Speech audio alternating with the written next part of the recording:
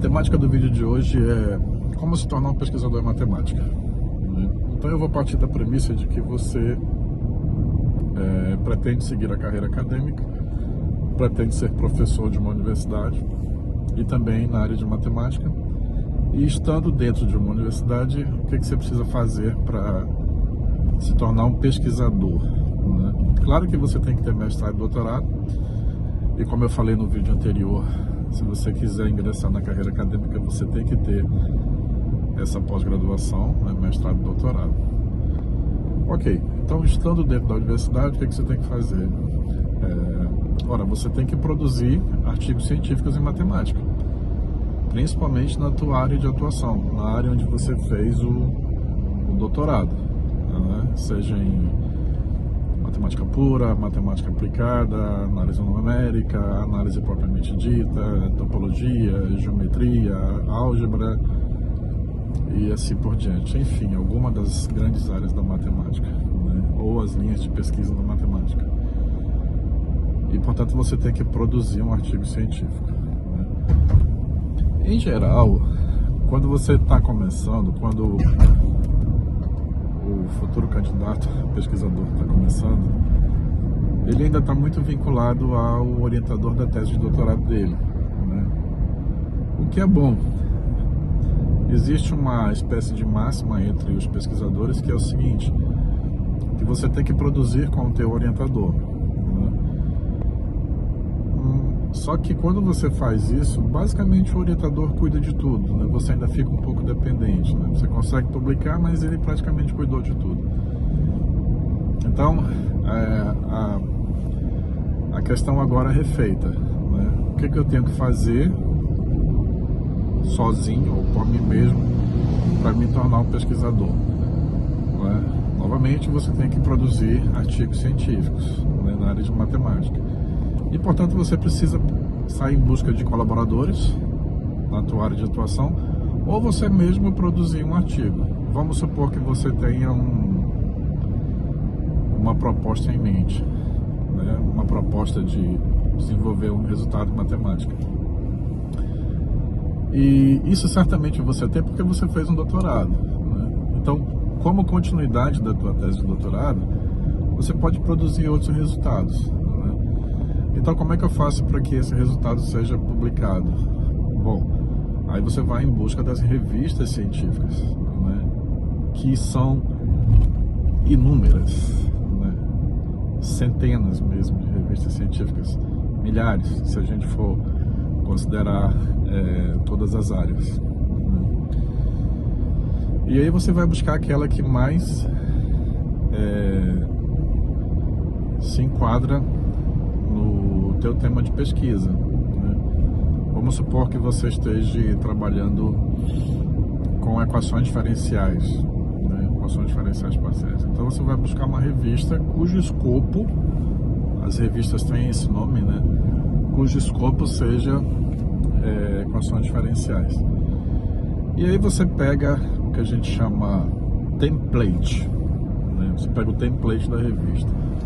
O que é o template da revista? É o formato, a estruturação dos resultados matemáticos para aquela revista, Ou seja, ela tem todo um formato de configuração do artigo, propriamente dito. Eu estou falando do papel, de como é que as equações vão aparecer, de quantas páginas podem ter esse artigo na revista, essa configuração como um todo. Eles chamam de template, espaçamento, espaçamento lateral, esquerda, direita, em cima, embaixo, assim por diante. Então a revista já tem tudo isso daí. Então é interessante que você pegue o template da revista, porque algumas revistas não abrem mão disso, Quando você quiser submeter o teu trabalho para aquela revista científica, você tem que submetê-lo no template da revista. Algumas revistas, nesse caso são a maioria, você pode pegar um template aí qualquer, disponível na internet. Geralmente você conhece porque você passou por um doutorado, e aí você escreve o teu resultado naquele template e manda para a revista. Caso a revista aceite o teu trabalho lá na frente, Aí a própria revista vai colocar os teus resultados no formato que ela quer, no formato dela. Mas algumas revistas, eu me lembro que tem a Science Journal, né? Science Journal of Mathematical Analysis, que é uma revista americana. Ela não abre mão de que você já submeta o artigo no template dela. Ok, beleza. Então vamos supor que você fez tudo isso, né? Você obteve o resultado matemático, você construiu, tá tudo bonitinho na introdução, aquele miolo do artigo que são as contas, os resultados, as proposições, os teoremas, os exemplos, as aplicações, e depois você vem com as conclusões e depois as referências bibliográficas, né? Então tem que ter toda essa estruturação. No próximo vídeo eu posso falar sobre isso. Então você pegou, colocou os seus resultados nesse template e enviou para a revista, né? Então, digamos, você cumpriu com o primeiro passo nesse universo da produção científica. E aí entra em cena algo que eu costumo dizer, que é o seguinte, é uma palavra que está muito na moda hoje, né? Resiliência. Você tem que ser paciente o suficiente e resiliente o suficiente para, primeiro, paciência para você esperar a manifestação da revista, né? E depois não desistir com os possíveis nãos que você vai receber. Então o que acontece? Você submeteu o artigo, você entrou no sistema da revista, no sistema online, você fez o cadastro, você preencheu internamente lá tudo que foi solicitado, e detalhe, né? Tudo em inglês, tá? Você preencheu tudo que foi solicitado e enviou, né? Aí esse envio vai para a mão de uma pessoa chamada Handle Editor. Handle Editor significa o editor da revista que vai manusear o teu resultado. Vai para a mão dele. Em geral, a gente pode escolher esse editor. A revista, internamente, oferece uma lista de editores, né? E aí você vê o perfil desse editor. Se o perfil dele, digamos, bate com o contexto do teu trabalho, aí você envia para ele, tá? E a revista, ela te fornece o acesso para você ver o status da submissão. Então, nos primeiros dias, o teu resultado vai estar no sistema da revista. Então, quando é que o teu trabalho vai entrar em revisão? Depende, né? Depende de quê? Bom, esse Handle Editor, ou ele mais algum outro do corpo editorial, eles vão analisar o teu resultado, né? Vão fazer uma análise prévia ali para ver se o trabalho como um todo está dentro do escopo da revista, né? E estando dentro do escopo da revista, o cara lá pode decidir ou não se o teu trabalho vai entrar em revisão. Aí você pode me perguntar assim, então vai depender muito da opinião dele.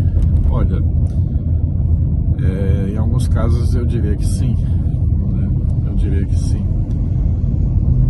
E não é um trabalho fácil, porque esse Handle Editor, ele recebe provavelmente dezenas de trabalhos diariamente, né? Então ele tem que ser capaz o suficiente de filtrar todos esses trabalhos para que alguns desses trabalhos se transformem em artigos na revista. Enfim, ele tem os critérios dele lá, e ele aceitando, o que é que vai acontecer? Ele vai à procura de revisores. Não é ele que vai revisar o trabalho como um todo. Quando eu falo em revisar o trabalho, é ler literalmente o trabalho, verificar se está tudo certo, né? Para que o artigo seja aceito.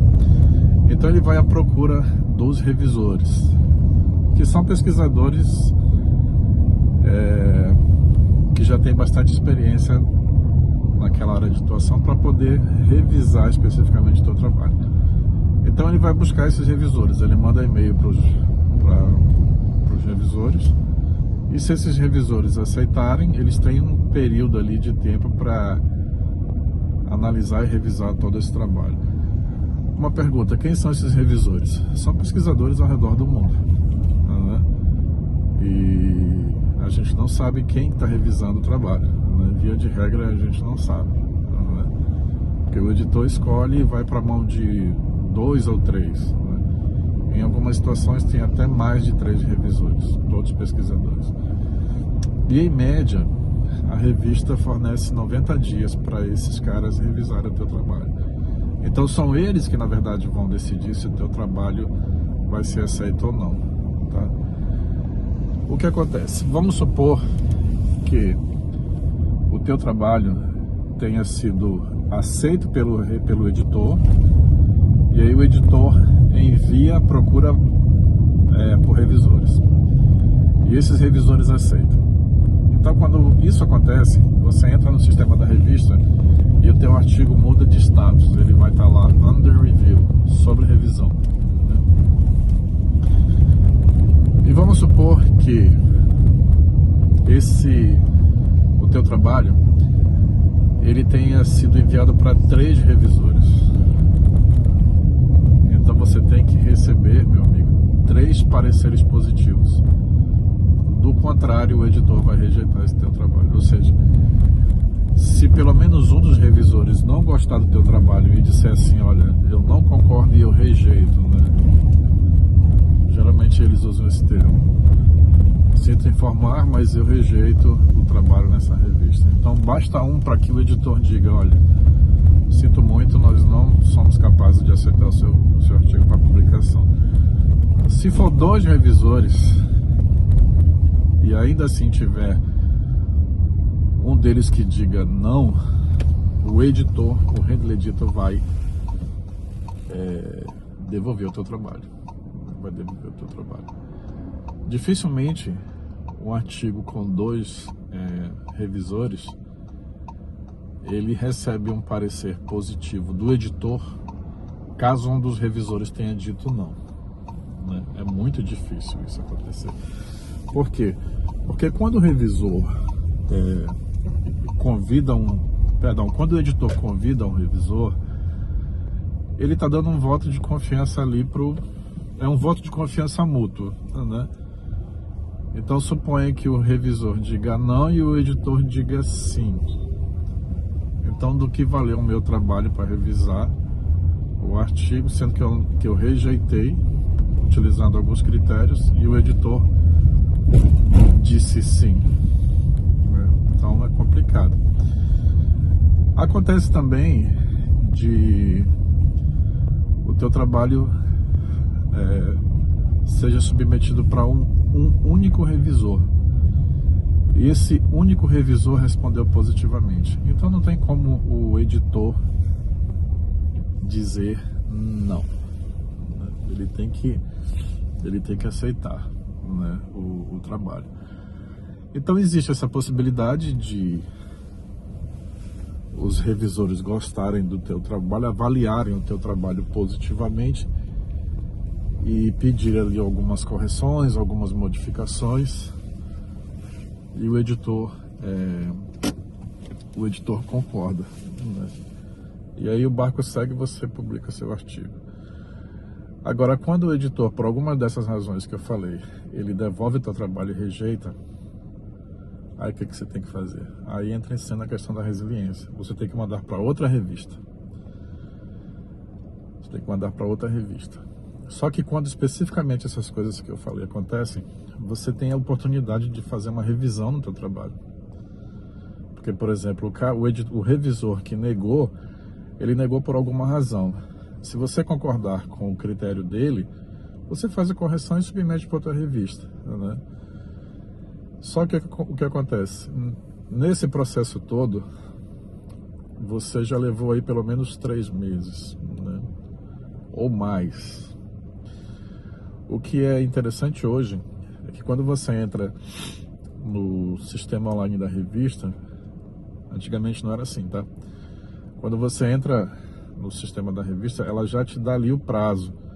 Ela vai te dizer assim: olha, 15 dias para uma primeira resposta, se vai ser se vai entrar em revisão ou não. E aí depois, sei lá, 180 dias para um parecer dos revisores. Então é muito tempo, né? É bastante tempo. Claro que existem casos em que tudo é muito rápido. Tanto o editor quanto o revisor gostou muito do teu trabalho, né? E aí tudo é muito rápido. Por exemplo, existe uma revista cuja sigla é AML, que significa Applied Mathematical Errors. Se o teu trabalho receber respostas positivas em todas essas etapas, você consegue publicar o artigo em 45 dias. É muito rápido, né? É muito rápido. Porque é uma revista cuja periodicidade de publicação, salvo engano, é mensal. Então, é um volume muito grande de artigos que a revista recebe. Então, se o teu trabalho for negado, você tem que enviar para outra revista. Então, é um processo que, às vezes, é cansativo. Para mim, no início, foi bastante cansativo e desestimulador, porque eu recebi muitos nãos. Só que depois eu aprendi, sabe aquela coisa de você aprender o caminho das pedras, né, que se diz. Então, por exemplo, uma coisa que eu aprendi e que vale a pena, você ampliar o teu leque de colaboração, você trabalhar com mais de um artigo, com diferentes pesquisadores. Então, ao invés de você ter um artigo submetido que pode ser rejeitado, de repente você tem 10 artigos submetidos aí, e com certeza vai sair coisa positiva desse montante todo, até porque você ampliou a tua rede de colaboração, né? Por exemplo, eu me lembro de um trabalho que entre a submissão, um trabalho meu, que entre a submissão e o resultado e o artigo publicado propriamente dito na revista, demorou aí quase 2 anos, né? Quase 2 anos. Então, eu não posso omitir essas informações. Publicar cientificamente em matemática é algo bom, é algo prazeroso, é algo que particularmente eu gosto muito, mas eu também não posso dizer que é o melhor dos mundos. Existem muitas dificuldades no meio do caminho que faz, inclusive, com que muitos bons matemáticos, muitos bons pesquisadores desistam, né? Desistam. Muitas das vezes motivado pelas políticas editoriais das revistas, né? Pelas políticas editoriais das revistas. Então é isso, pessoal. O vídeo saiu um pouco longo. É claro que isso não responde todas as etapas do processo. De um modo geral, as revistas têm políticas editoriais um pouco distintas, principalmente na questão do tempo que ela vai manipular o teu trabalho, né? E se você tem alguma dúvida, se ficou alguma dúvida em relação ao que eu falei, coloca aí nos comentários. E se você tiver alguma dúvida, também põe nos comentários que eu posso transformar isso daí num vídeo resposta. Um grande abraço.